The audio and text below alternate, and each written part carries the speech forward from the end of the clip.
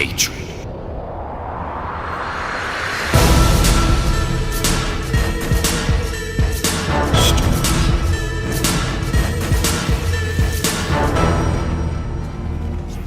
We're in the Great War now.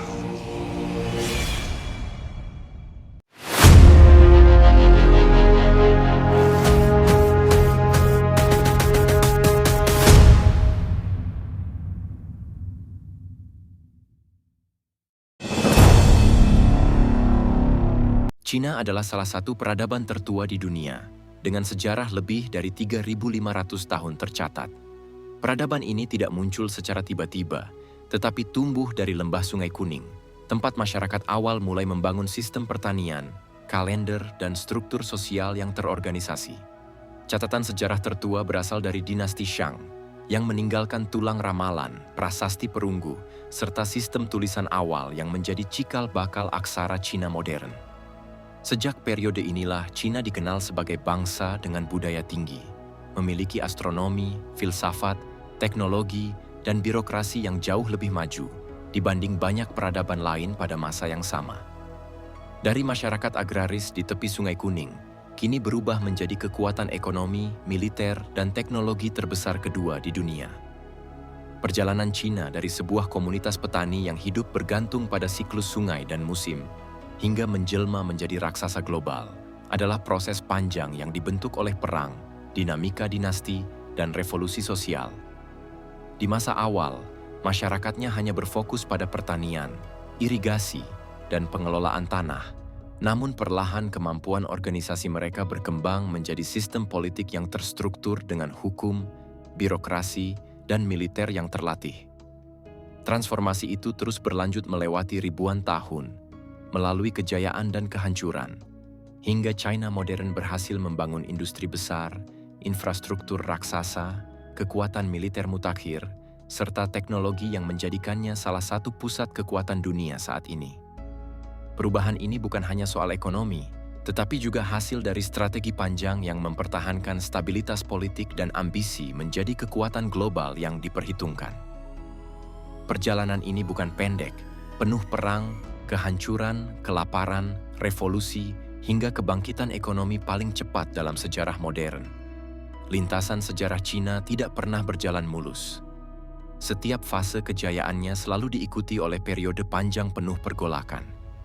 Dinasti-dinasti besar yang pernah berkuasa mengalami siklus naik dan jatuh, ditandai dengan perang saudara, invasi bangsa-bangsa asing, konflik internal perebutan tahta, serta masa-masa kelaparan yang melemahkan rakyat dan mengubah arah bangsa. Ketika memasuki abad ke-19 dan awal abad ke-20, Cina kembali diguncang oleh kekalahan demi kekalahan, intervensi asing, keruntuhan kekaisaran, hingga revolusi besar yang mengubah tatanan politik negara. Perang saudara berkepanjangan dan invasi Jepang meninggalkan luka mendalam sebelum akhirnya Cina memasuki era baru di pertengahan abad ke-20. Namun dari seluruh kehancuran itu, justru muncul kebangkitan ekonomi yang tidak pernah disangka dunia. Dalam waktu hanya beberapa dekade, Cina berhasil mengubah dirinya dari negara miskin dengan ekonomi tertutup menjadi salah satu negara dengan pertumbuhan tercepat dalam sejarah modern, melampaui banyak negara maju dalam industri, teknologi, dan kekuatan finansial. Perjalanan penuh liku ini menjadikan Cina bukan hanya besar secara ukuran, tetapi juga kuat karena pengalaman panjang bertahan dan bangkit dari berbagai krisis yang membentuk karakter bangsa hingga hari ini. Membangun sistem tulisan, perunggu, dan ritual leluhur. Pada masa dinasti Shang, masyarakat Cina mulai mengembangkan fondasi budaya yang kelak menjadi ciri khas peradaban mereka. Sistem tulisan kuno yang ditemukan pada tulang ramalan dan perunggu menunjukkan bahwa mereka sudah memiliki bentuk komunikasi tertulis yang teratur dan digunakan untuk mencatat peristiwa penting, ramalan, serta keputusan politik. Di saat yang sama, teknologi perunggu berkembang pesat.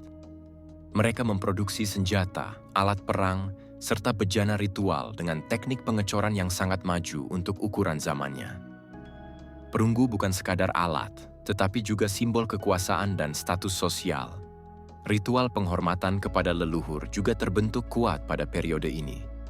Bangsa Shang percaya bahwa arwah leluhur memiliki pengaruh besar terhadap kehidupan mereka, sehingga upacara korban, doa, dan persembahan dilakukan secara rutin. Unsur penghormatan leluhur ini kemudian menjadi akar penting dari tradisi dan filosofi Tiongkok selama berabad-abad. Masa lahirnya Konfusianisme, Taoisme, dan gagasan mandat langit. Pada periode negara-negara berperang, ketika berbagai kerajaan kecil di daratan Tiongkok saling berebut kekuasaan, muncul gelombang pemikiran besar yang membentuk identitas intelektual Cina hingga ribuan tahun ke depan. Di tengah kekacauan politik dan perang yang tak kunjung berhenti, para pemikir mulai mencari jawaban tentang bagaimana sebuah negara bisa stabil, bagaimana manusia seharusnya hidup, dan bagaimana hubungan antara penguasa dan rakyat ditata. Dari pergulatan ini, lahirlah Konfusianisme, ajaran yang menekankan moralitas, etika, kesopanan, dan struktur sosial yang rapi. Konfusius mengajarkan bahwa negara hanya bisa kuat jika rakyat berakhlak baik dan pemimpin memberi teladan. Gagasannya tentang kesetiaan, bakti kepada orang tua, serta keharmonisan sosial menjadi dasar budaya Cina selama lebih dari 2 milenium. Di sisi lain, muncul pula Taoisme, sebuah filsafat yang lebih menekankan keseimbangan alam, ketenangan batin, dan hidup mengikuti alur natural tanpa paksaan. Tokohnya, Laozi dan Zhuangzi, menawarkan pandangan yang berbeda, bahwa solusi dari kekacauan bukan sekadar aturan dan moral, tetapi kemampuan manusia untuk menyatu dengan alam dan mengurangi ambisi berlebihan. Pada masa yang sama, muncullah konsep mandat langit, sebuah gagasan politik yang menyatakan bahwa kekuasaan seorang raja berasal dari restu langit. Namun restu itu dapat dicabut kapan saja jika raja berbuat zalim atau gagal menjaga kesejahteraan rakyat. Konsep ini menjadi legitimasi yang sangat penting dalam sejarah dinasti Cina. Setiap kali dinasti runtuh akibat perang, bencana, atau pemberontakan, hal itu dianggap sebagai tanda bahwa langit telah mencabut mandatnya dan memberikannya kepada penguasa baru. Periode ini menjadi fondasi bagi tatanan politik, sosial, dan spiritual Cina, serta memengaruhi peradaban Asia Timur selama berabad-abad. Konsep mandat langit menentukan legitimasi penguasa yang menjadi inti politik Cina selama ribuan tahun. Mandat langit bukan sekadar kepercayaan kuno, tetapi sebuah sistem politik yang membentuk arah sejarah Cina secara mendalam. Dalam konsep ini, seorang raja atau kaisar tidak berkuasa semata-mata karena keturunan, melainkan karena restu dari langit, yaitu legitimasi moral dan spiritual untuk memimpin. Jika pemimpin berlaku adil, menjaga kemakmuran rakyat, dan menciptakan harmoni, maka mandat langit tetap berada di tangannya. Tetapi jika muncul tanda-tanda seperti kelaparan, banjir besar, pemberontakan, atau korupsi yang merajalela, itu dianggap sebagai bukti bahwa langit telah mencabut mandat tersebut. Konsep ini memberikan landasan moral yang membuat rakyat merasa memiliki hak untuk menolak pemimpin yang lalai, sekaligus memberi justifikasi bagi pergantian dinasti. Setiap dinasti baru, Zhou, Qin, Han, Tang, Song, Ming, Qing, selalu menggunakan mandat langit sebagai alasan sahnya mereka memimpin. Dengan demikian, mandat langit bukan hanya mitologi politik, tetapi mekanisme yang mengatur ritme naik turunnya kekuasaan di Cina selama lebih dari 2 milenium. Sistem ini membentuk mentalitas masyarakat tentang apa itu pemimpin yang baik, bagaimana negara harus dijalankan, dan kapan kekuasaan layak untuk diganti. Ratusan kerajaan kecil bertikai. Pada masa negara-negara berperang, wilayah Cina terpecah menjadi ratusan negara kecil yang saling berebut pengaruh dan kekuasaan. Persaingan ini tidak hanya berupa konflik militer, tetapi juga perlombaan ideologi, strategi politik, dan inovasi teknologi perang. Setiap kerajaan berlomba memperkuat benteng, memperbesar pasukan, dan mengembangkan senjata baru seperti busur silang serta formasi tempur yang lebih efektif. Perpecahan yang panjang ini menciptakan kondisi kacau, namun sekaligus melahirkan banyak pemikir besar seperti Sun Tzu dengan The Art of War, serta para filsuf yang menawarkan solusi moral dan politik bagi negeri yang tercerai-berai. Meski penuh darah dan pertentangan, era ini membentuk dasar intelektual dan militer bagi penyatuan Cina di masa berikutnya. Kelak melahirkan figur penting, Qin Shi Huang. Dari kekacauan panjang era negara-negara berperang, muncul seorang tokoh yang akan mengubah sejarah Cina selamanya. Qin Shi Huang. Ia berasal dari negara Qin, sebuah kerajaan yang awalnya dianggap terpencil dan kasar dibandingkan negara-negara lain di bagian timur. Namun justru dari tanah yang keras itulah lahir disiplin militer, strategi politik, dan administrasi yang paling efisien pada masanya. Qin Shi Huang tumbuh di tengah perang tanpa henti. Lingkungan keras itu membentuknya menjadi penguasa yang tegas, cepat membuat keputusan, dan berani mengambil langkah radikal. Di bawah kepemimpinannya, negara Qin membangun pasukan paling kuat dengan standar persenjataan yang seragam, taktik inovatif, serta sistem hukum ketat yang menundukkan rakyat dan pejabat tanpa pandang bulu. Puncaknya, ia berhasil menaklukkan satu persatu kerajaan besar seperti Zhao, Wei, Chu, dan Qi. Hingga pada tahun 221 sebelum Masehi, ia menyatukan seluruh daratan Cina untuk pertama kalinya dalam sejarah. Dialah yang kemudian menyebut dirinya Qin Shi Huangdi, Kaisar. Pertama Qin memulai era kekaisaran Cina yang bertahan lebih dari 2 milenium. Penyatuan yang ia lakukan mengakhiri ratusan tahun peperangan dan membuka jalan bagi terbentuknya identitas Cina sebagai satu kesatuan negeri besar yang teratur dan terpusat. Dari figur inilah fondasi sebuah superpower mulai diletakkan. Qin Shi Huang menyatukan Cina untuk pertama kalinya. Setelah berabad-abad Cina terpecah ke dalam kerajaan-kerajaan yang terus berperang, Qin Shi Huang muncul sebagai penguasa yang mampu melakukan sesuatu yang tak pernah dicapai para raja sebelumnya. Menyatukan seluruh daratan di bawah satu kekuasaan.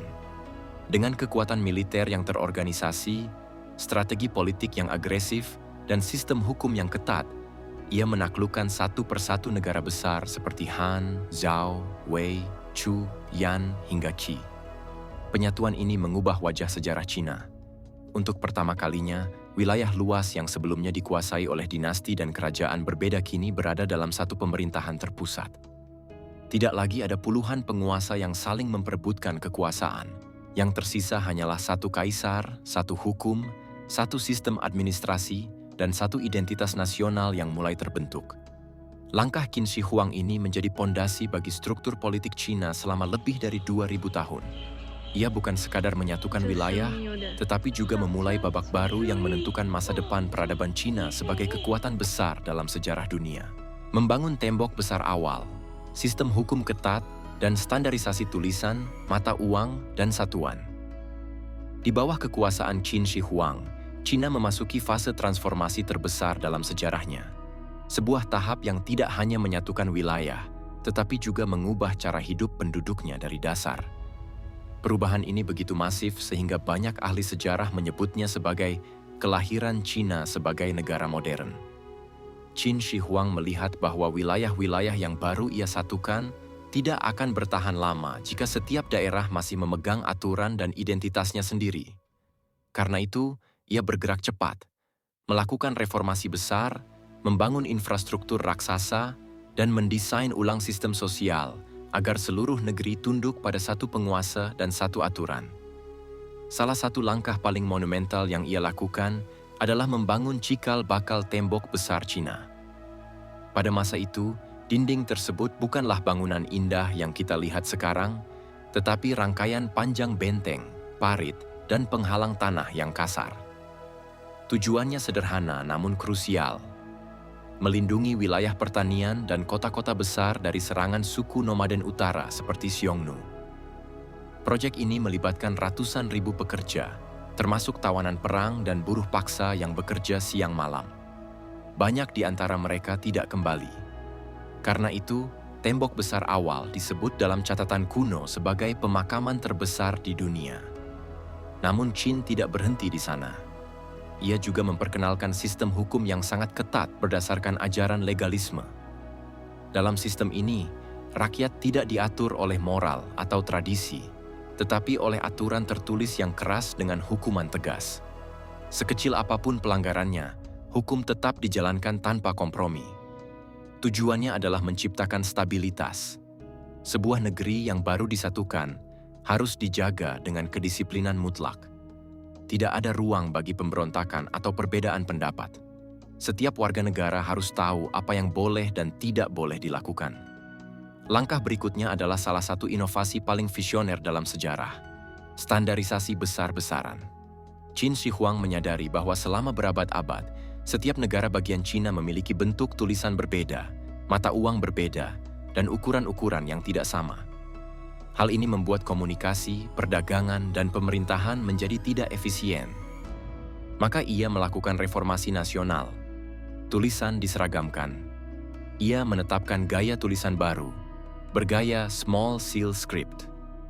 Ini memudahkan administrasi, mempersatukan rakyat secara budaya, dan memungkinkan hukum diterapkan merata di seluruh negeri. Mata uang disatukan. Ia memperkenalkan koin bundar dengan lubang di tengah, yang kemudian menjadi ikon ekonomi Cina klasik. Dengan satu jenis uang, perdagangan antar wilayah menjadi jauh lebih lancar. Ukuran dan timbangan distandardisasi. Ini menghapus kecurangan dalam pasar dan membuat pajak dapat dihitung dengan konsisten.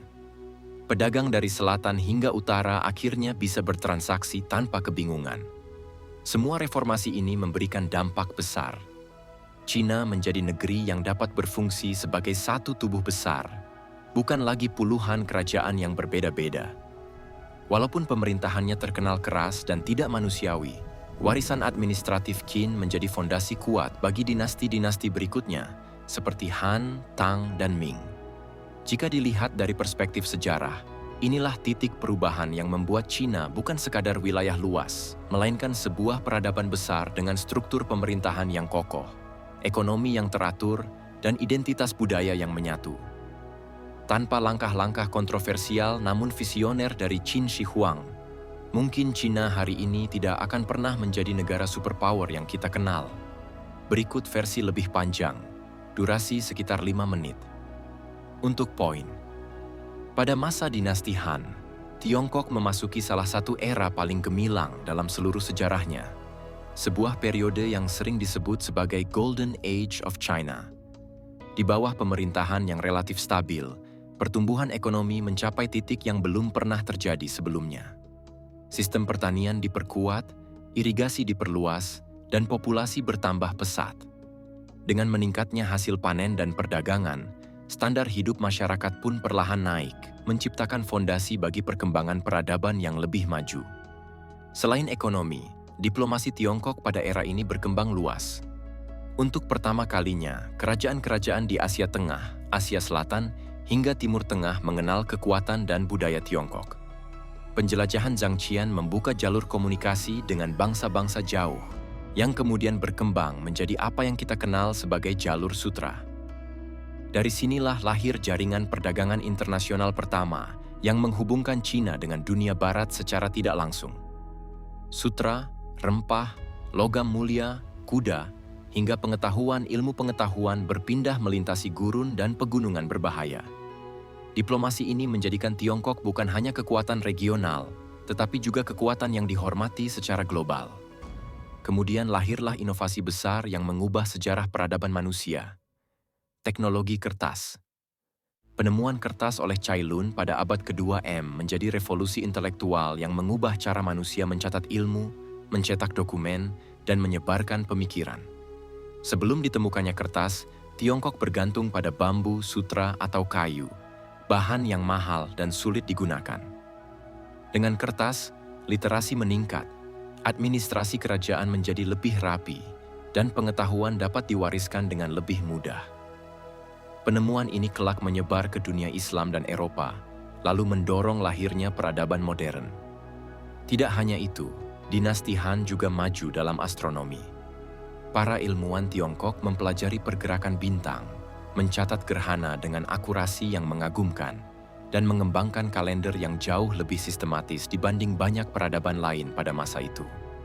Mereka percaya bahwa langit adalah refleksi dari keadaan politik di bumi, sehingga memahami astronomi dianggap penting bagi pemerintahan. Penemuan alat seperti seismoskop Zhangheng menunjukkan betapa majunya pemikiran ilmiah mereka. Ini menjadi salah satu bukti bahwa pada era ini, ilmu pengetahuan tidak hanya dihargai, tetapi menjadi bagian dari identitas negara. Secara keseluruhan, era kejayaan dinasti Han adalah masa ketika ekonomi, diplomasi, dan inovasi berjalan seiring, membawa Tiongkok ke level peradaban yang jauh di depan banyak wilayah lain di dunia. Inilah fondasi yang membuat Tiongkok dikenal sebagai kerajaan tengah, pusat dunia, yang pengaruhnya terasa hingga sekarang. Jalur sutra dibuka, menghubungkan Cina hingga Romawi.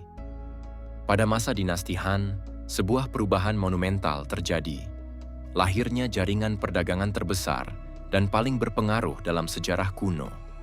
Jalur sutra dibuka melalui ekspedisi panjang Zhang Qian. Jalur ini pada awalnya hanya bertujuan untuk mencari sekutu militer bagi Cina. Namun, yang terjadi justru jauh lebih besar dari sekadar hubungan diplomatik. Perjalanan Zhang Qian membuka pintu menuju dunia luar, memperkenalkan Tiongkok kepada kerajaan-kerajaan Asia Tengah, Persia, India, hingga akhirnya terhubung secara tidak langsung dengan Kekaisaran Romawi yang berada ribuan kilometer jauhnya. Jalur sutra bukan sekadar rute dagang, ia adalah urat nadi peradaban. Melalui gurun besar Taklamakan, pegunungan Pamir yang mengerikan, dan oasis-oasis kecil yang menjadi tempat persinggahan para pedagang, jalur ini membawa sutra Tiongkok, komoditas mewah yang sangat diminati bangsa Romawi. Sutra dianggap begitu istimewa hingga para senator Romawi khawatir kekayaan kerajaan habis hanya untuk membeli kain indah dari timur. Namun perdagangan tidak berhenti pada sutra. Jalur sutra menjadi jalur pertukaran budaya dan ilmu pengetahuan. Dari barat datang permata, emas, kuda Vergana, musik, bahkan gagasan spiritual seperti Buddhisme, yang kemudian menjadi salah satu agama paling berpengaruh di Tiongkok. Dari timur mengalir teknologi, gaya seni, dan cara hidup yang mempengaruhi banyak bangsa. Yang membuat jalur sutra begitu penting adalah skala dan pengaruhnya. Ia menghubungkan dua kekaisaran terbesar di dunia kuno, dinasti Han di timur dan Romawi di barat. Meskipun kedua kekuatan ini tidak pernah bertemu secara langsung, barang-barang dari masing-masing wilayah mengalir melintasi ribuan kilometer, menciptakan sistem global sebelum konsep globalisasi ada. Jalur ini juga mengubah kota-kota kecil menjadi pusat ekonomi yang makmur. Samarkand, Dunhuang, Kashgar, hingga Persia tumbuh menjadi titik pertemuan para pedagang, ulama, penjelajah, dan diplomat. Setiap perjalanan adalah risiko besar, ancaman bandit, badai gurun, hingga musim dingin ekstrim. Namun nilai perdagangan yang sangat tinggi membuat para pedagang terus berdatangan. Dengan kata lain, pembukaan jalur sutra adalah salah satu momen ketika peradaban manusia mulai saling terhubung, menciptakan jaringan pengaruh yang akhirnya membentuk sejarah dunia sebagaimana kita mengenalnya hari ini. Han membangun identitas bangsa. Hingga sekarang, mayoritas etnis Cina disebut Han. Dinasti Han bukan hanya masa kejayaan ekonomi dan politik, ia adalah fondasi identitas bangsa Tiongkok. Pada masa inilah sebuah konsep besar terbentuk. Identitas Han, yang hingga hari ini menjadi nama bagi mayoritas etnis di Cina modern. Pada masa sebelumnya, Tiongkok adalah kumpulan kerajaan yang sering berperang, dengan budaya dan identitas yang sangat beragam. Tetapi dinasti Han, melalui pemerintahan jangka panjang dan stabilitas relatif selama lebih dari 4 abad, berhasil menyatukan berbagai kelompok etnis, bahasa, tradisi, dan norma sosial menjadi satu kesadaran nasional. Inilah yang disebut dalam sejarah sebagai Hanren, orang-orang Han. Kenapa begitu penting? Karena masa Han dianggap sebagai zaman emas. Pemerintahan yang efektif, ilmu pengetahuan yang berkembang pesat, manajemen agrikultur, birokrasi profesional, dan sistem pendidikan Konfusianis membuat masa ini dipandang sebagai standar ideal bagi pemerintahan Tiongkok. Banyak unsur budaya yang sekarang dianggap khas Tiongkok sesungguhnya dibakukan pada masa Han. Filosofi Konfusianisme sebagai ideologi negara, struktur birokrasi berbasis ujian dan meritokrasi, tradisi keluarga patriarkal, sistem penulisan yang lebih mapan, bahasa yang berkembang menjadi akar bahasa Cina modern.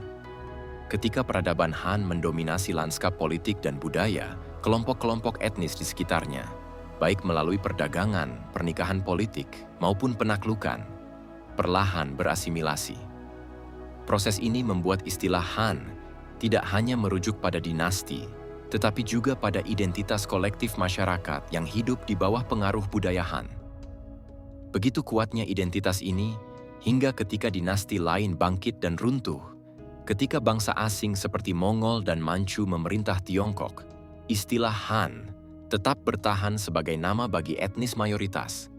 Kini, lebih dari 90% populasi Cina adalah etnis Han, sebuah warisan langsung dari dinasti yang memantapkan fondasi budaya, politik, dan sosial Tiongkok selama lebih dari 2000 tahun lalu. Identitas Han bukan sekadar sebutan etnis, ia adalah simbol bagaimana sebuah dinasti kuno mampu membentuk karakter dan jati diri bangsa terbesar di dunia hingga zaman modern. Disebut masa keemasan budaya Cina. Masa dinasti Han sering dijuluki sebagai zaman keemasan budaya Cina. Sebuah era ketika fondasi peradaban Tiongkok benar-benar matang dan berkembang dengan pesat.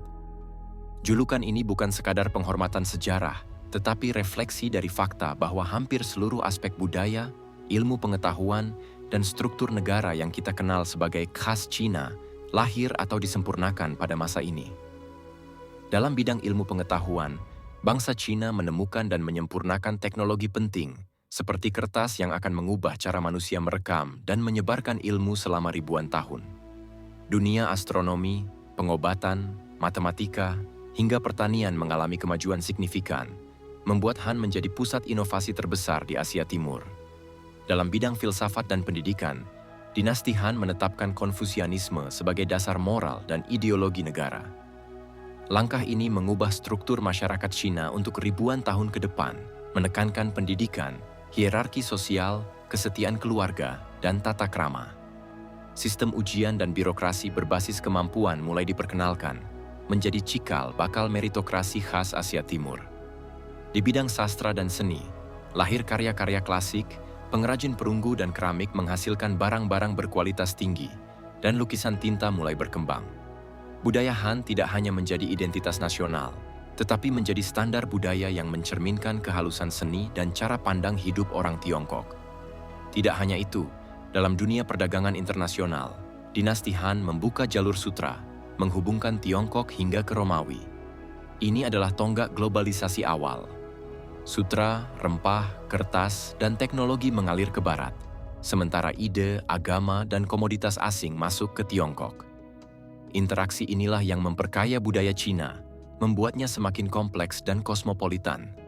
Semua pencapaian ini menjadikan dinasti Han dipandang sebagai masa paling stabil, kaya inovasi, dan kaya budaya.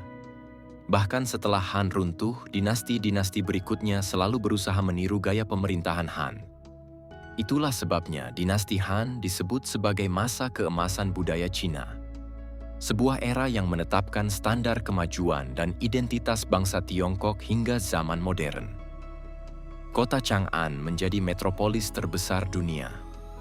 Pada puncak kejayaan dinasti Han, dan terutama pada masa dinasti-dinasti besar setelahnya, Chang'an menjelma menjadi salah satu kota terbesar, terkaya, dan paling kosmopolitan di muka bumi. Di masa itu, ketika banyak wilayah dunia masih terdiri dari desa-desa kecil dan kerajaan sederhana, Chang'an telah berdiri sebagai kota megapolitan dengan struktur perkotaan yang menakjubkan. Chang'an bukan sekadar pusat pemerintahan, ia adalah jantung peradaban Asia Timur, tempat di mana kekuasaan, perdagangan, seni, dan diplomasi bertemu. Jalan-jalannya tersusun rapi dalam pola kotak yang menjadi inspirasi tata kota Beijing dan banyak ibu kota Asia lainnya.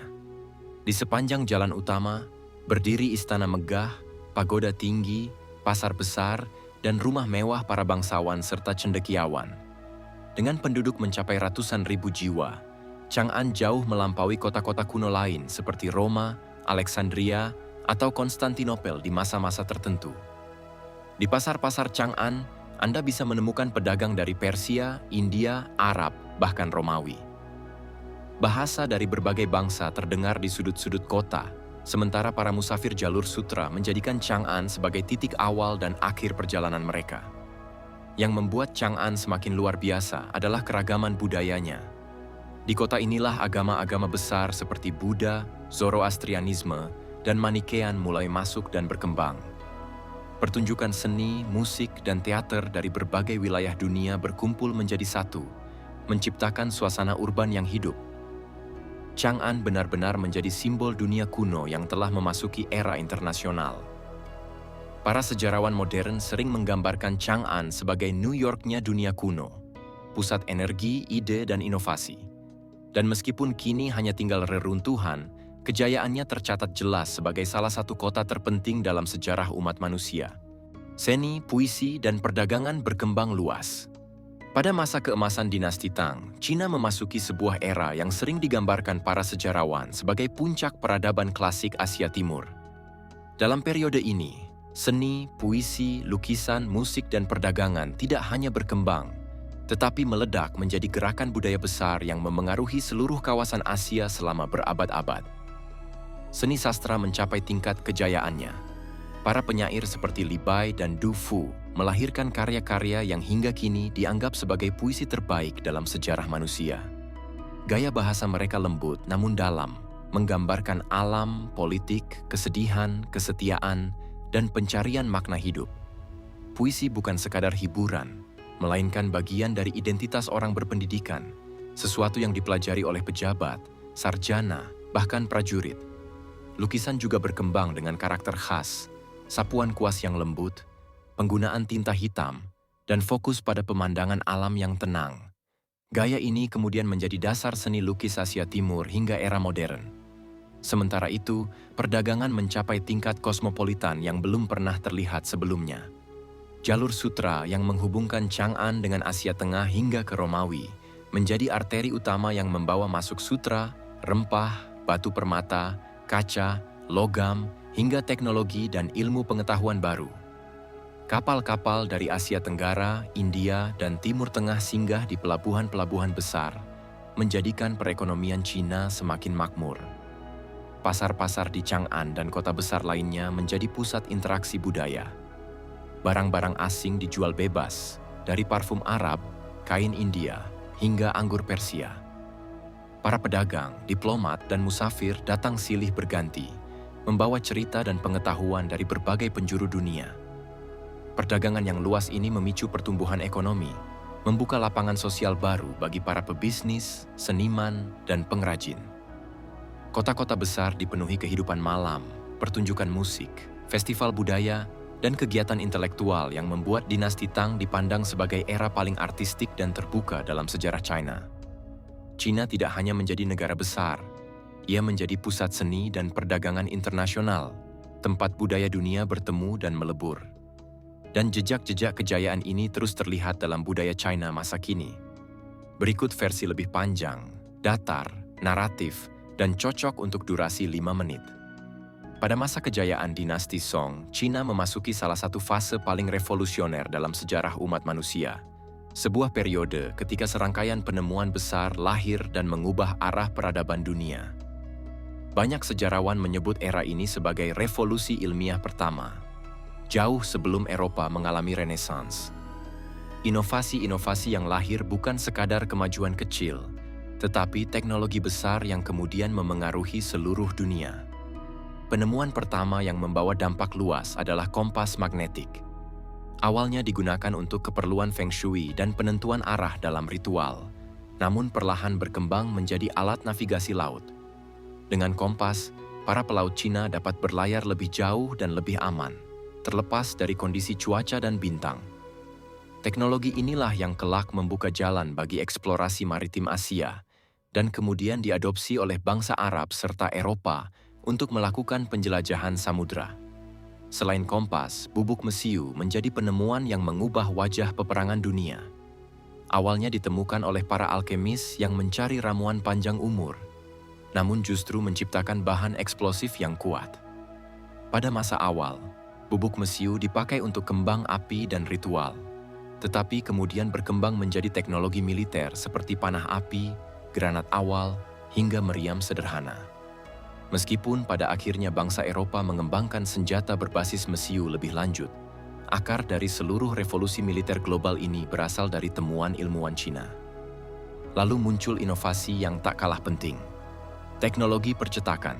Dinasti Song mengembangkan teknik movable type, huruf-huruf cetak yang dapat dipindah, yang memungkinkan produksi buku secara massal. Sebelum itu, naskah ditulis manual dan membutuhkan waktu lama. Dengan percetakan, pengetahuan dapat disebarkan lebih cepat, lebih luas, dan lebih murah.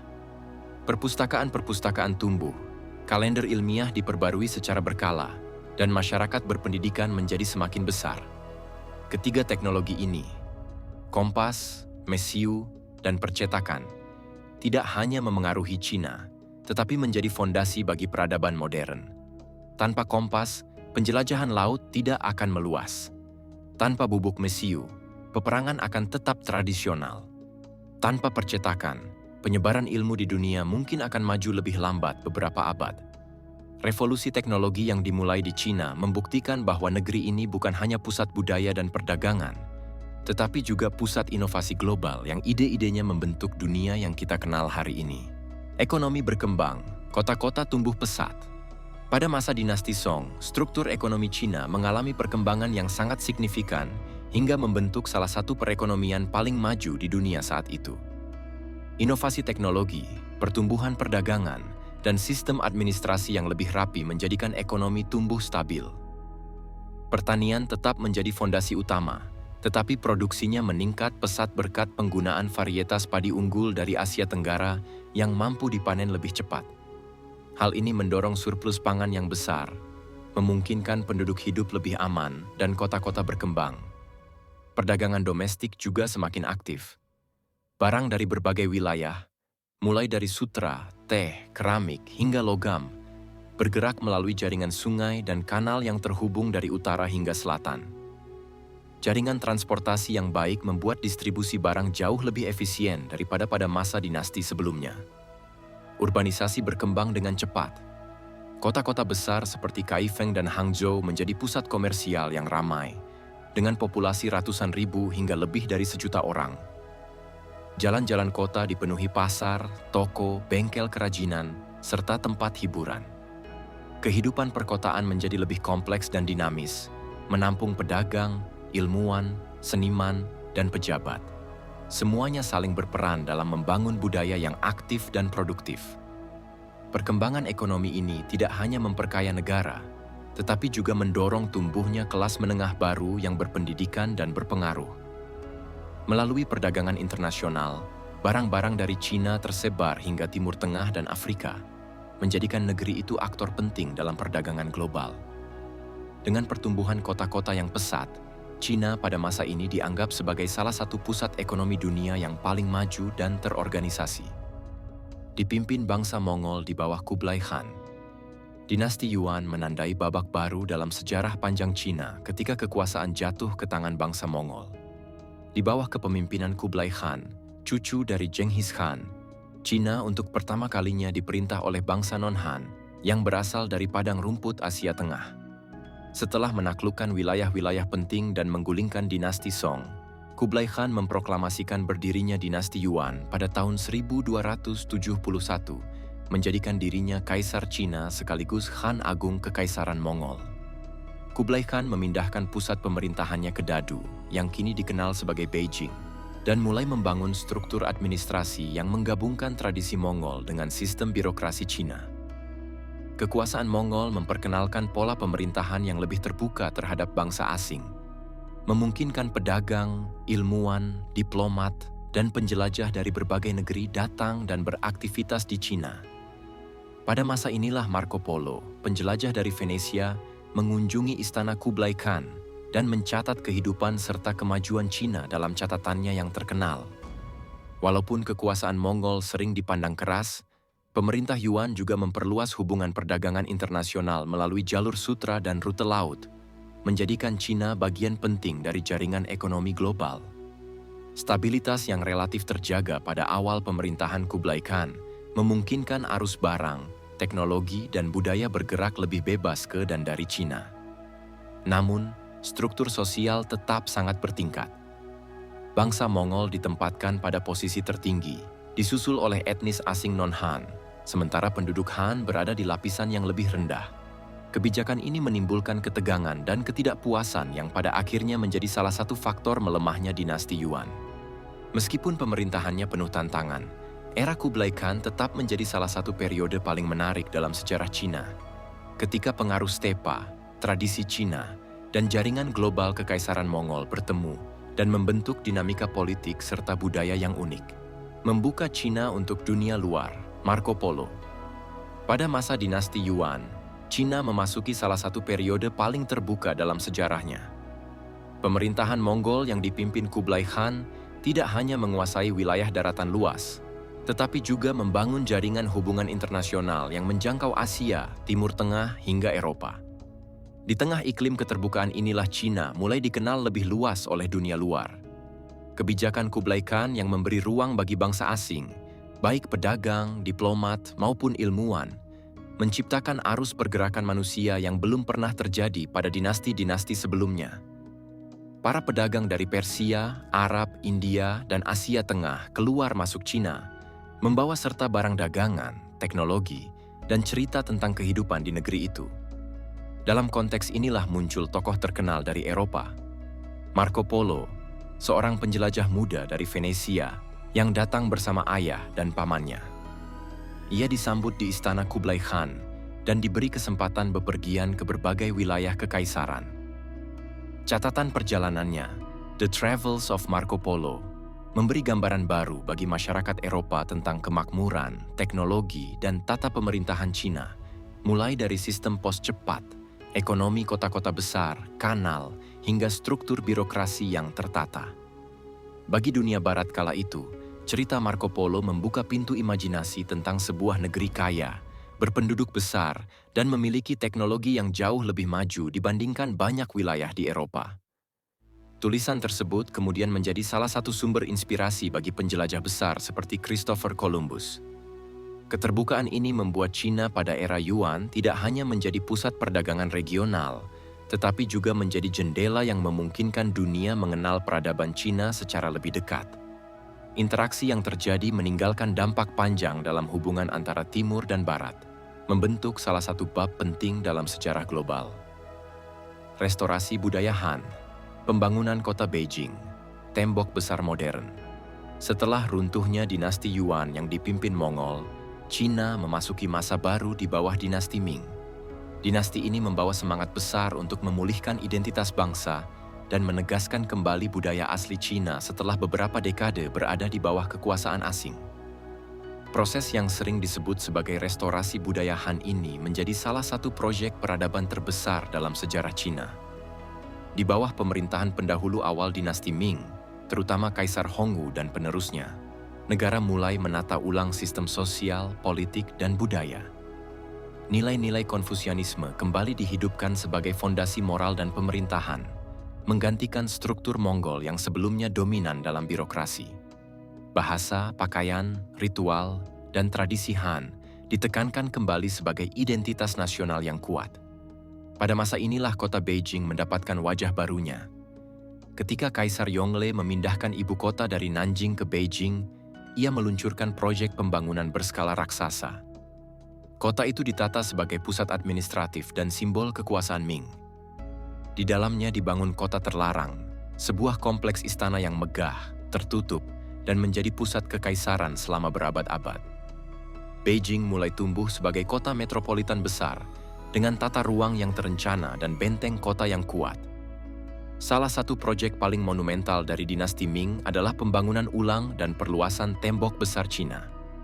Bagian-bagian yang kita kenal hari ini dibangun dari batu bata kokoh, menara penjaga tinggi, dan jalur-jalur panjang di punggung pegunungan, merupakan hasil renovasi besar pada masa Ming. Mereka memperkuat tembok ini sebagai garis pertahanan utama dari ancaman nomaden di utara. Proyek ini melibatkan ratusan ribu pekerja dan berlangsung selama bertahun-tahun, menjadi salah satu simbol arsitektur paling ikonik dalam sejarah manusia. Restorasi budaya Han, pembangunan kota Beijing, dan modernisasi tembok besar menggambarkan ambisi dinasti Ming untuk membangun kembali kejayaan Cina. Mereka bukan hanya proyek fisik, tetapi juga pernyataan identitas nasional yang bertahan hingga zaman modern. Ekspedisi Cheng Ho ke Afrika dan Arab. Pada masa dinasti Ming, Cina memasuki salah satu babak paling ambisius dalam sejarah maritim dunia. Di bawah kepemimpinan Kaisar Yongle, seorang laksamana Muslim bernama Cheng Ho, Zheng He, diberi mandat untuk memimpin armada laut terbesar yang pernah dibangun pada masanya. Ini bukan sekadar pelayaran biasa. Ini adalah demonstrasi kekuatan, diplomasi, dan kejayaan teknologi maritim Tiongkok. Cheng Ho memimpin 7 ekspedisi besar antara tahun 1405 hingga 1433, membawa armada raksasa yang terdiri dari lebih dari 300 kapal, termasuk treasure ships, yang ukurannya diklaim mencapai puluhan kali lebih besar daripada kapal penjelajah Eropa saat itu. Kapal-kapal ini membawa ribuan awak, pelaut, tentara, diplomat, ahli medis, hingga penerjemah. Tujuan utama ekspedisi ini adalah membangun jaringan diplomasi global, memperluas pengaruh Cina, sekaligus membuka jalur perdagangan baru. Cheng Ho berlayar ke Asia Tenggara, India, Sri Lanka, Teluk Persia, Jazirah Arab, hingga pantai timur Afrika seperti Somalia dan Kenya. Di setiap pelabuhan yang disinggahi, Cheng Ho membawa hadiah, teknologi, dan barang-barang berkualitas tinggi dari Cina, sekaligus membawa kembali rempah-rempah, batu mulia, gading, hingga hewan eksotis. Salah satu yang paling terkenal adalah kiriman jerapah dari Afrika ke Istana Ming, yang bagi orang Tiongkok saat itu dianggap sebagai hewan keberuntungan yang langka. Ekspedisi Cheng Ho menunjukkan betapa majunya teknologi pembuatan kapal dan navigasi Cina, jauh mendahului Eropa pada masa itu.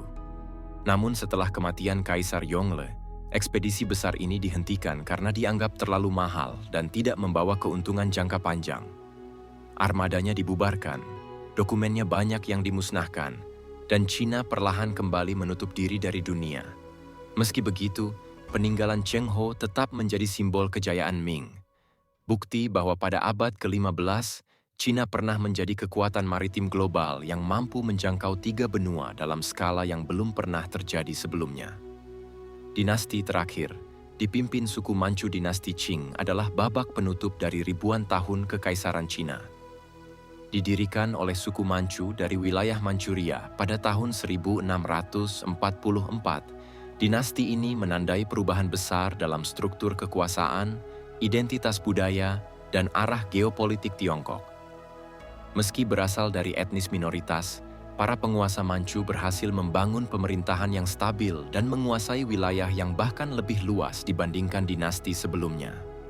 Ketika memasuki China, bangsa Manchu tidak hanya datang sebagai penakluk, tetapi juga sebagai penyusun sistem baru. Mereka mempertahankan struktur administrasi China klasik, seperti jabatan sipil, ujian birokrasi, dan tata negara Konfusius, namun menempatkan orang Manchu sebagai elit militer dan penguasa inti. Inilah strategi cerdas yang membuat Qing mampu memimpin mayoritas rakyat etnis Han secara efektif. Pada masa kejayaannya, dinasti Qing menyaksikan pertumbuhan ekonomi dan wilayah yang luar biasa. Kekaisaran meluas hingga Xinjiang, Mongolia, Tibet, dan bahkan wilayah Manchuria sendiri, membentuk salah satu kekaisaran terbesar dalam sejarah Asia.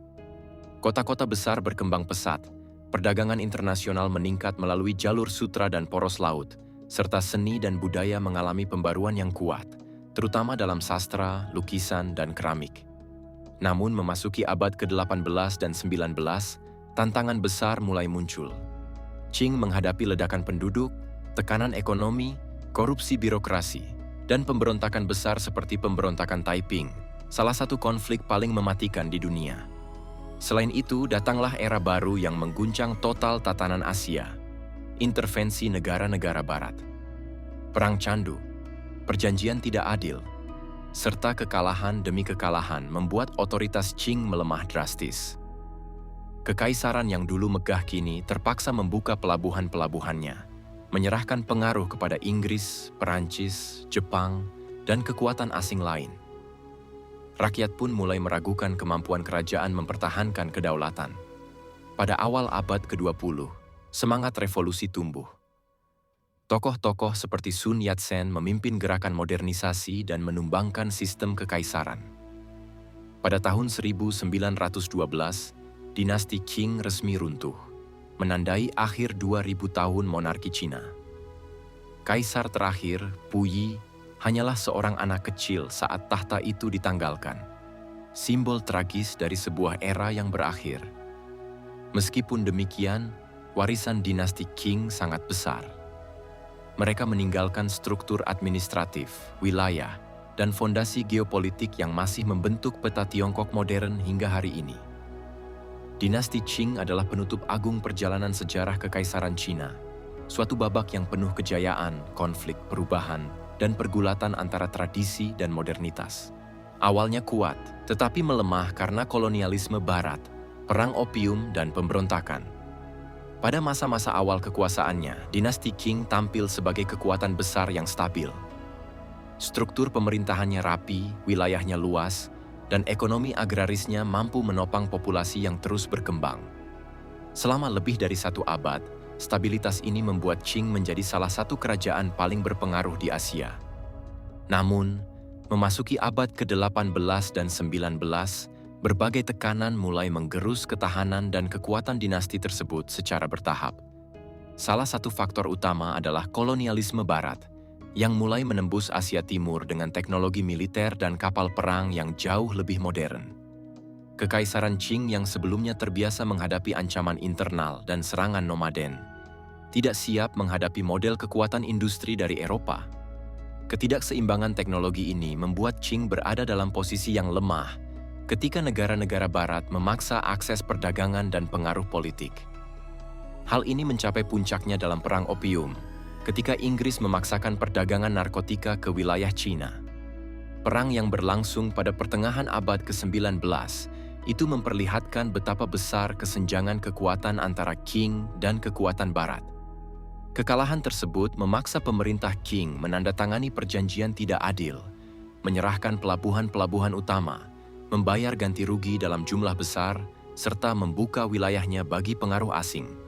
Dampaknya bukan hanya ekonomi yang terguncang, tetapi juga kepercayaan rakyat terhadap stabilitas pemerintahan.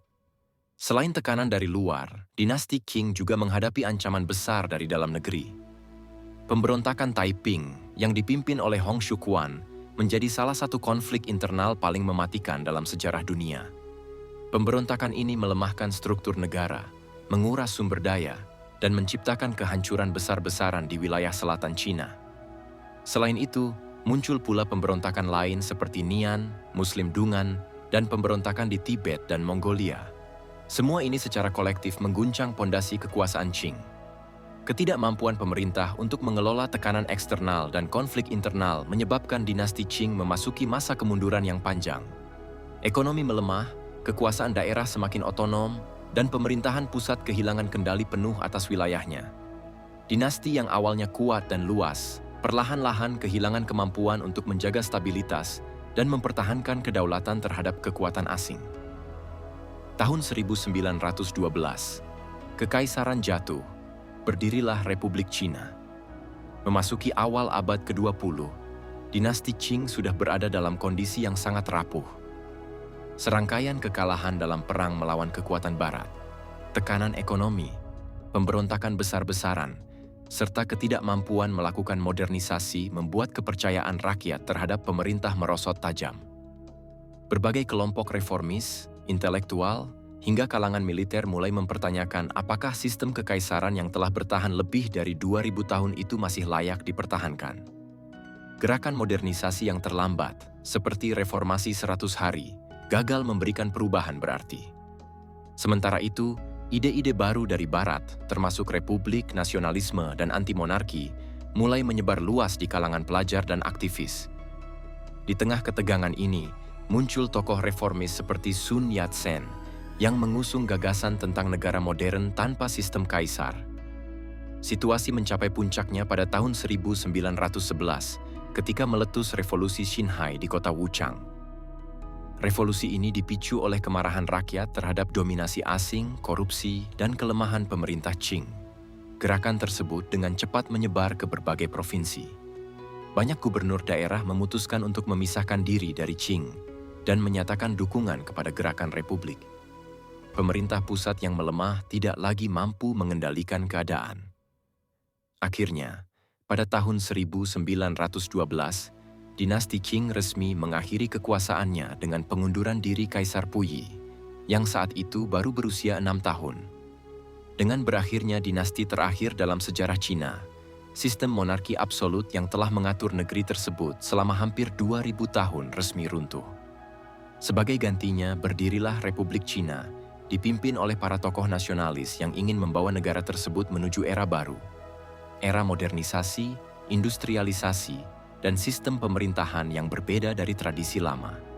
Sun Yat-sen kemudian dikenal sebagai bapak bangsa Cina modern, meskipun masa kepemimpinannya berlangsung singkat. Walaupun Republik Cina menghadapi banyak tantangan setelah berdiri, termasuk konflik internal, perang saudara, dan intervensi asing, momen tahun 1912 tetap menjadi titik perubahan besar.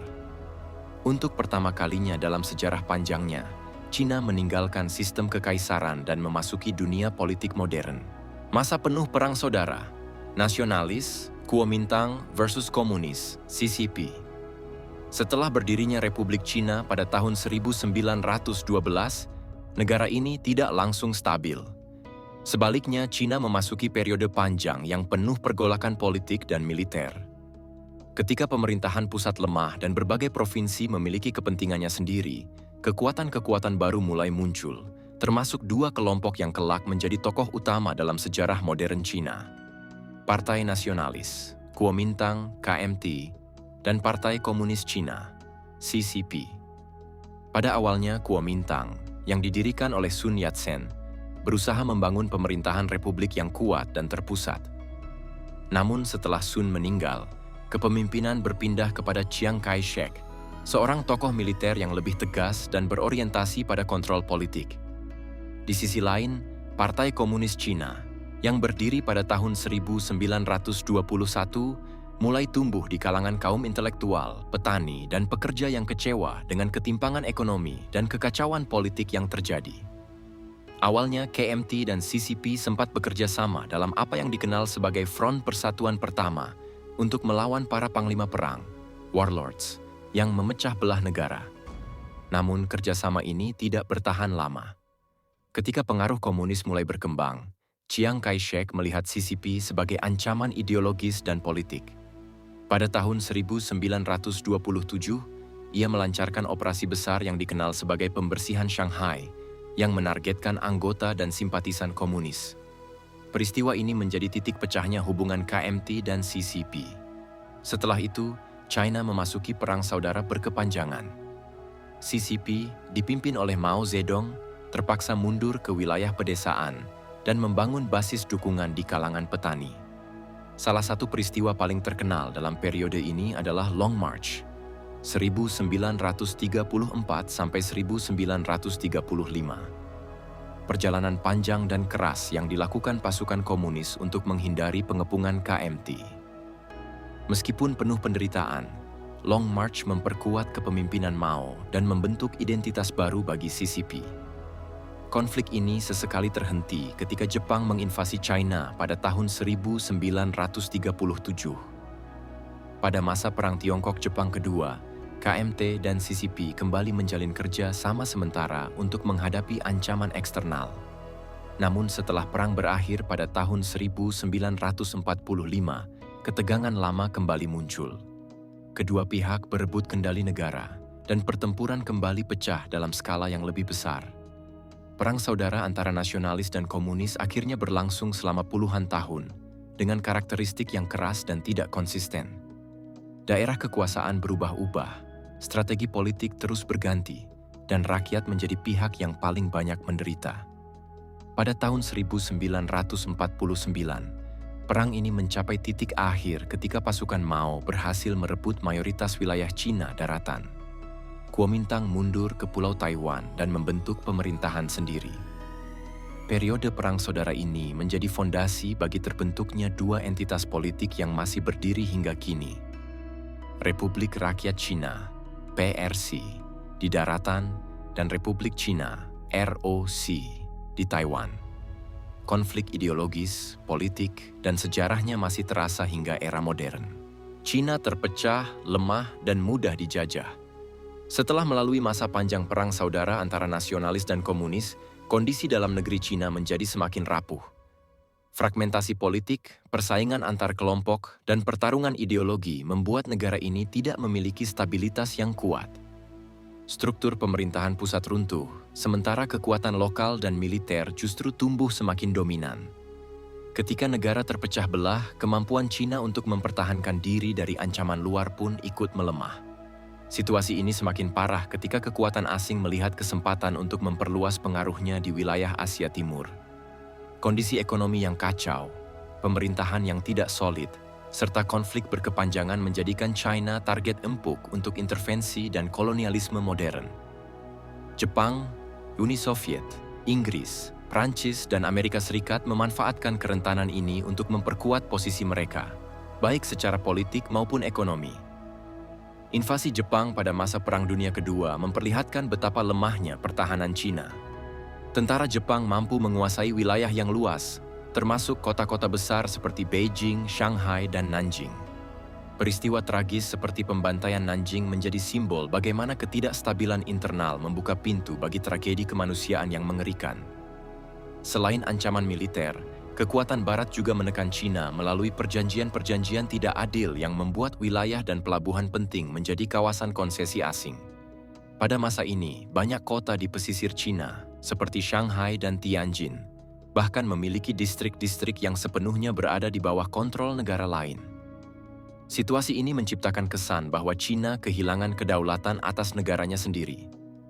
Kelemahan internal ini bukan hanya masalah militer dan politik, tetapi juga berdampak pada ekonomi dan kehidupan sosial. Perdagangan internasional dikuasai oleh kekuatan asing, nilai mata uang jatuh, tingkat kemiskinan melonjak, dan rakyat semakin terpuruk. Konflik antara KMT dan CCP yang terus berlanjut membuat pemerintah tidak mampu menyusun strategi jangka panjang untuk memulihkan negara. Keadaan China pada masa ini sering digambarkan dengan istilah abad penghinaan, Century of Humiliation, yaitu periode ketika negara yang dulunya merupakan salah satu kekuatan terbesar dunia justru berada di titik paling lemah dalam sejarahnya. Keterpecahan politik, intervensi asing, dan tidak adanya stabilitas membuat Cina menjadi salah satu negara yang paling mudah dijajah dan dipengaruhi. Kondisi inilah yang kemudian menjadi latar belakang munculnya tekad kuat pada pertengahan abad ke-20 untuk menyatukan negara kembali dan mengakhiri dominasi asing. Perjuangan ini melahirkan fase sejarah baru yang akan membawa Cina menuju transformasi besar di era modern. Jepang menginvasi 1931 sampai 1945, menyebabkan tragedi besar seperti pembantaian Nanking. Invasi Jepang ke wilayah Cina pada periode 1931 hingga 1945 menjadi salah satu fase paling kelam dalam sejarah modern bangsa tersebut. Serangan ini dimulai ketika Jepang, yang saat itu sedang memperluas ambisi imperialnya di Asia Timur, melihat kelemahan internal Cina sebagai peluang besar untuk memperluas wilayah dan menguasai sumber daya strategis. Langkah awal mereka ditandai dengan pendudukan Manchuria pada tahun 1931, sebuah wilayah kaya mineral yang kemudian dijadikan negara boneka bernama Manchukuo. Setelah berhasil menancapkan pengaruh di utara, Jepang terus memperluas invasinya ke selatan. Pada tahun 1937, pecahlah perang skala penuh antara Jepang dan Cina, yang kemudian dikenal sebagai Perang Tiongkok-Jepang Kedua. Serangan besar-besaran Jepang berlangsung cepat dan brutal, memanfaatkan kekuatan militernya yang jauh lebih modern dibandingkan dengan pasukan Cina yang terpecah oleh konflik internal. Salah satu tragedi terbesar yang muncul dalam periode ini adalah pembantaian Nanking, sebuah kejadian yang hingga kini masih menjadi luka sejarah yang mendalam. Ketika pasukan Jepang memasuki kota Nanking, yang saat itu menjadi ibu kota Cina, mereka melakukan kekejaman yang tidak dapat dibayangkan. Selama beberapa minggu, berlangsung tindakan pembunuhan massal, penyiksaan, pembakaran, dan pemerkosaan yang menewaskan ratusan ribu penduduk sipil. Peristiwa ini bukan hanya menjadi simbol kekejaman perang, tetapi juga memperlihatkan kerapuhan China pada masa itu ketika pasukannya tidak mampu melindungi rakyat dari agresi luar. Invasi Jepang tidak hanya merusak kota-kota besar, tetapi juga menyisakan penderitaan jangka panjang bagi jutaan warga. Desa-desa hancur, infrastruktur luluh lantak, dan ekonomi praktis lumpuh. Banyak rakyat terpaksa mengungsi jauh dari rumah mereka untuk menghindari kekejaman tentara pendudukan. Kekurangan makanan, penyakit, dan kekacauan sosial menyebar di mana-mana, memperparah kondisi negara yang sudah rapuh. Selain itu, Jepang memanfaatkan wilayah yang didudukinya untuk keperluan militer dan logistik. Banyak warga Cina dijadikan tenaga kerja paksa, sementara wilayah strategis digunakan untuk memperkuat posisi Jepang dalam perangnya melawan negara-negara barat. Seluruh rangkaian tragedi ini menandai salah satu masa paling tragis dalam sejarah China modern, menjadi alasan kuat bagi generasi berikutnya untuk membangun negara yang lebih kuat dan tidak lagi mudah dijajah. Invasi Jepang meninggalkan jejak trauma yang mendalam bagi masyarakat Cina dan menjadi titik balik penting yang mempengaruhi arah sejarah negara itu hingga hari ini. 1949, Mao Zedong mendirikan Republik Rakyat Tiongkok. Pada tahun 1949, Cina memasuki babak baru yang menentukan masa depannya. Setelah puluhan tahun dilanda perang saudara, invasi asing, dan kekacauan politik, Partai Komunis Cina di bawah kepemimpinan Mao Zedong berhasil mengambil alih kekuasaan. Momen ini resmi terjadi pada 1 Oktober 1949, ketika Mao memproklamasikan berdirinya Republik Rakyat Tiongkok di lapangan Tiananmen, Beijing, menandai runtuhnya kekuasaan pemerintah nasionalis yang dipimpin oleh Chiang Kai-shek. Kemenangan komunis ini bukan hanya peristiwa politik biasa, tetapi sebuah titik balik besar dalam sejarah negeri itu. Perang saudara yang berlangsung antara pasukan komunis, CCP, dan nasionalis, Kuomintang, sejak dekade 1920-an akhirnya mencapai puncak setelah bertahun-tahun konflik sengit. Dukungan rakyat pedesaan kepada Mao menjadi faktor kunci kemenangan, terutama karena janji reformasi tanah dan program anti korupsi yang kontras dengan pemerintahan nasionalis yang dianggap lemah dan tidak lagi mampu menghadapi tantangan negara. Setelah kalah, pasukan nasionalis mundur ke Pulau Taiwan, membawa serta sebagian aparat, militer, dan aset negara. Perpecahan ini melahirkan dua entitas politik yang masih bertahan hingga hari ini, Republik Rakyat Tiongkok di daratan dan Republik Cina di Taiwan. Di bawah pemerintahan baru, Mao dan Partai Komunis menghadapi tugas besar membangun kembali negara yang hancur akibat perang. Mereka memperkenalkan sistem pemerintahan baru, mengganti struktur sosial lama, dan mulai membentuk negara dengan ideologi komunis sebagai landasan utama. Nasionalisasi industri, reformasi tanah yang luas, serta restrukturisasi ekonomi menjadi tonggak awal pemerintahan baru ini. Deklarasi pendirian Republik Rakyat Tiongkok membawa harapan besar bagi banyak rakyat yang lelah dengan ketidakstabilan, namun juga membuka era kebijakan radikal yang kelak memberikan dampak besar baik positif maupun tragis. Meski demikian, momen tahun 1949 tetap menjadi salah satu titik sejarah paling penting, menandai kelahiran sebuah negara yang kemudian berkembang menjadi salah satu kekuatan terbesar di dunia. Reformasi besar terjadi.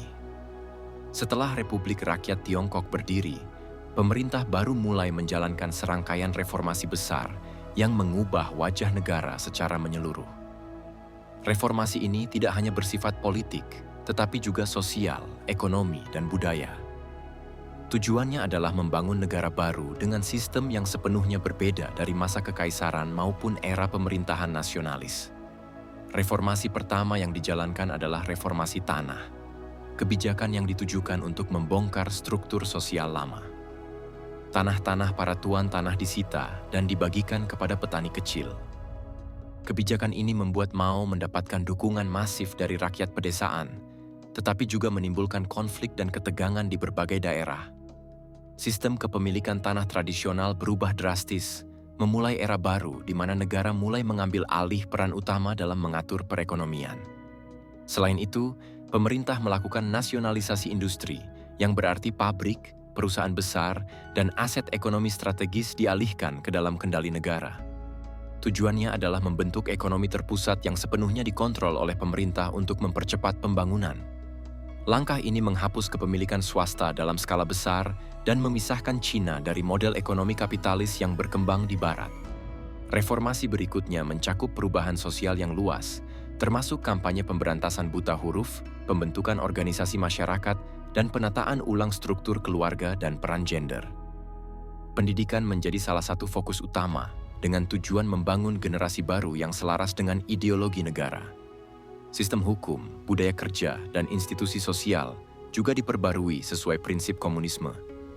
Semua reformasi ini dilakukan dengan ritme yang cepat, seringkali jauh lebih cepat daripada kemampuan masyarakat untuk beradaptasi. Namun proses ini menciptakan dasar dari Cina modern yang kita lihat hari ini. Reformasi awal era Mao menjadi fondasi untuk langkah-langkah yang lebih besar di masa berikutnya, termasuk perubahan ekonomi radikal yang baru terjadi beberapa dekade kemudian. Reforma agraria, industrialisasi paksa, dan revolusi kebudayaan menjadi titik balik besar dalam sejarah modern China. Setelah Republik Rakyat Tiongkok berdiri, pemerintah baru segera meluncurkan program raksasa untuk membentuk tatanan sosial yang benar-benar berbeda dari masa kekaisaran maupun pemerintahan sebelumnya. Proses ini dimulai dengan reforma agraria, sebuah kebijakan yang mengubah struktur pedesaan secara total. Tanah-tanah milik tuan tanah disita dan dibagikan kepada jutaan petani kecil. Di permukaan kebijakan ini terlihat seperti upaya pemerataan, tetapi pelaksanaannya sangat keras, memicu benturan sosial, konflik kelas, dan kekacauan besar di banyak provinsi. Pergeseran struktur kepemilikan tanah terjadi begitu cepat hingga masyarakat pedesaan tidak sempat menyesuaikan diri. Setelah reforma agraria berjalan, pemerintah melanjutkan agenda besar berikutnya, industrialisasi paksa. Program ini mendorong Cina untuk mengejar modernisasi dalam waktu singkat dengan memusatkan semua produksi di bawah kendali negara. Kampanye seperti lompatan jauh ke depan mencoba mengubah Cina dari negara agraris menjadi raksasa industri dalam hitungan tahun.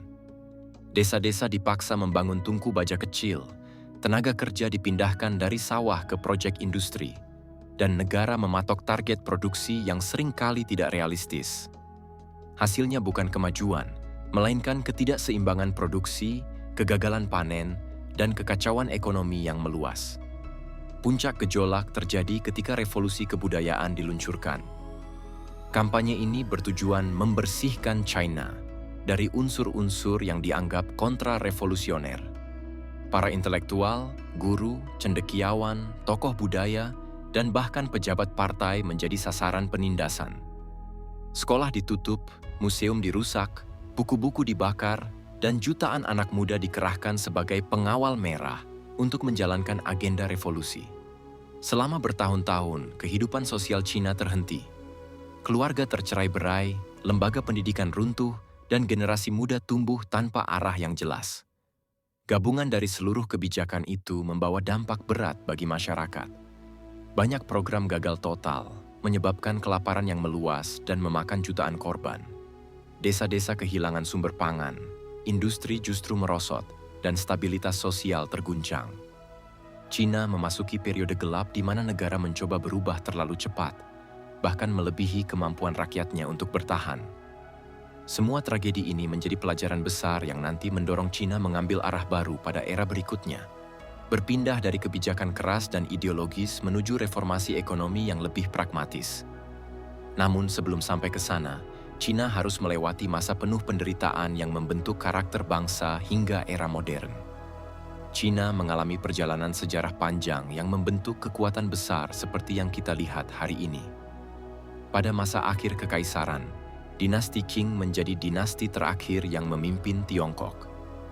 Dinasti ini berasal dari suku Manchu yang berhasil menaklukkan wilayah-wilayah luas dan menguasai seluruh negeri. Pada awal pemerintahannya, dinasti ini cukup kuat. Namun, memasuki abad ke-19, pengaruh kolonialisme Barat mulai melemahkan struktur kekaisaran. Perang opium, intervensi asing, serta berbagai pemberontakan internal membuat pemerintahan Qing semakin tidak stabil. Kelemahan ini membuka peluang bagi kekuatan luar dan dalam negeri. Kondisi di berbagai wilayah semakin buruk dan pemerintahan tidak mampu memulihkan stabilitas. Akhirnya pada tahun 1912, Kekaisaran Tiongkok resmi runtuh dan digantikan oleh Republik Cina. Namun, masa republik ini tidak berlangsung stabil. Negara terpecah menjadi wilayah-wilayah yang dipimpin oleh para panglima perang. Dalam suasana yang kacau ini, muncul dua kekuatan utama yang saling bersaing, kelompok nasionalis atau Kuomintang dan kelompok komunis di bawah Partai Komunis Cina. Pertentangan antara keduanya membuat Cina semakin sulit bersatu. Pada saat yang sama, Jepang memanfaatkan kelemahan ini. Sejak tahun 1931 hingga 1945, Jepang melakukan invasi ke wilayah Cina, termasuk tragedi besar seperti pembantaian Nanking. Serangan Jepang memperburuk kondisi negara dan membuat Cina jatuh dalam penderitaan panjang. Setelah Perang Dunia Kedua berakhir, konflik internal kembali berlanjut. Perang saudara antara nasionalis dan komunis semakin sengit, hingga akhirnya pada tahun 1949, Mao Zedong mendirikan Republik Rakyat Tiongkok dan menguasai daratan utama.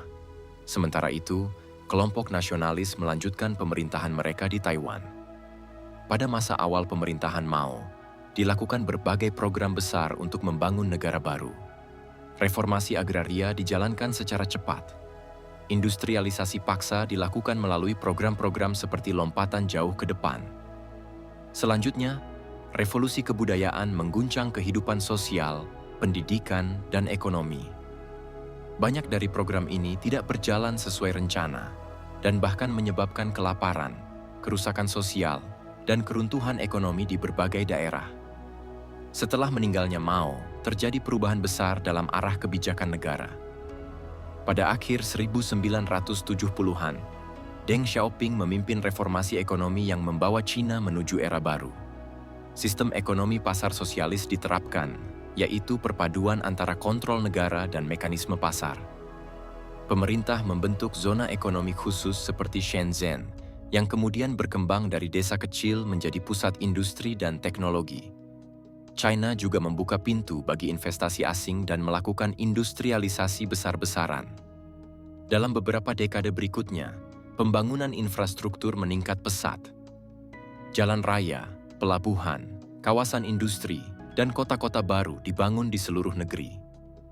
Hasilnya, lebih dari 800 juta orang berhasil keluar dari kemiskinan, menjadikannya salah satu transformasi ekonomi tercepat dalam sejarah modern.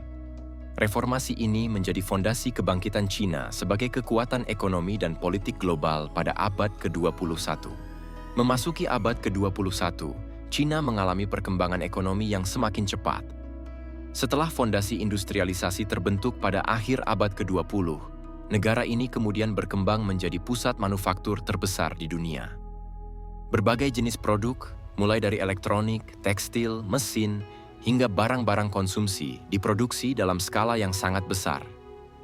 Hal ini menjadikan Cina sebagai bagian penting dari rantai pasok global. Selain manufaktur, kemajuan pesat juga terjadi pada sektor teknologi. Cina menjadi salah satu negara terdepan dalam pengembangan kecerdasan buatan, teknologi 5G, energi baru, sistem retail digital, dan eksplorasi ruang angkasa. Perusahaan-perusahaan teknologi besar di Cina berperan dalam membangun ekosistem digital yang luas, yang digunakan oleh ratusan juta orang setiap hari.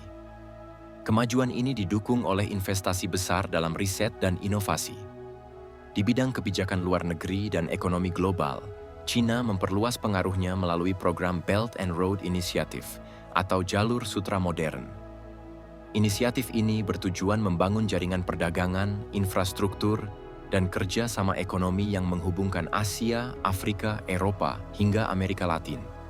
Melalui proyek pelabuhan, kereta cepat, jalan raya, dan investasi lainnya, Cina memperkuat hubungan dengan berbagai negara.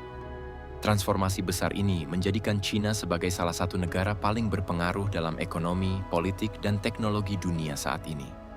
Perubahan yang terjadi dalam beberapa dekade terakhir menunjukkan bagaimana reformasi ekonomi, industrialisasi, dan inovasi mampu mengubah posisi Cina dari negara berkembang menjadi kekuatan global.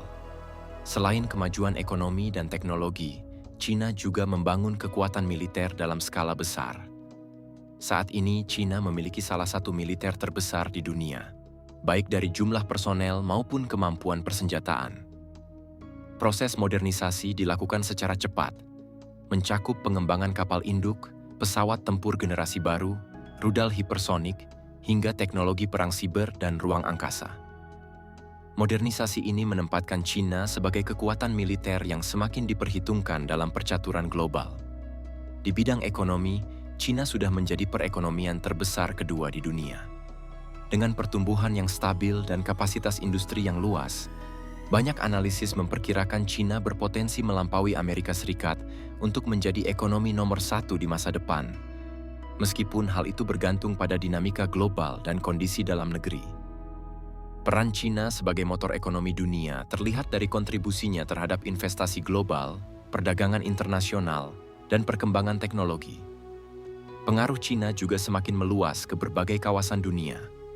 Di Afrika, China aktif membangun infrastruktur, investasi energi, dan kerja sama ekonomi. Di Timur Tengah, negara ini memperkuat hubungan melalui perdagangan minyak dan proyek pembangunan besar. Di Asia Tenggara, China menjadi mitra dagang utama bagi banyak negara, sekaligus memainkan peran penting dalam stabilitas regional. Perluasan pengaruh ini menjadikan China aktor penting dalam politik internasional. Namun, perkembangan tersebut juga menimbulkan ketegangan geopolitik, terutama dengan Amerika Serikat. Rivalitas antara kedua negara muncul di bidang perdagangan, teknologi, militer, dan pengaruh global. Persaingan ini membentuk salah satu dinamika utama hubungan internasional pada abad ke-21. Baik China maupun Amerika Serikat saling berupaya mempertahankan posisi strategisnya, sehingga konflik geopolitik antara keduanya diperkirakan akan terus menjadi isu global dalam waktu yang panjang. Dengan semua perkembangan tersebut, perjalanan China dari peradaban kuno hingga menjadi kekuatan dunia modern menunjukkan perubahan besar yang terjadi dalam ribuan tahun sejarahnya. Terima kasih telah mengikuti kisah ini hingga akhir. Di balik setiap peristiwa sejarah, selalu ada rahasia yang menunggu untuk diungkap. Jika Anda merasa tergerak, jangan ragu untuk memberikan like, menuliskan pandangan Anda di kolom komentar, dan tekan tombol subscribe sebagai bentuk dukungan Anda. Dengan begitu, Anda turut menjadi bagian dari perjalanan kami menelusuri jejak-jejak masa lalu yang terlupakan. Aktifkan juga lonceng notifikasi, agar Anda tidak tertinggal ketika lembaran sejarah berikutnya kembali kami buka. Sampai bertemu di kisah selanjutnya. Salam hormat dan sejahtera untuk Anda semua.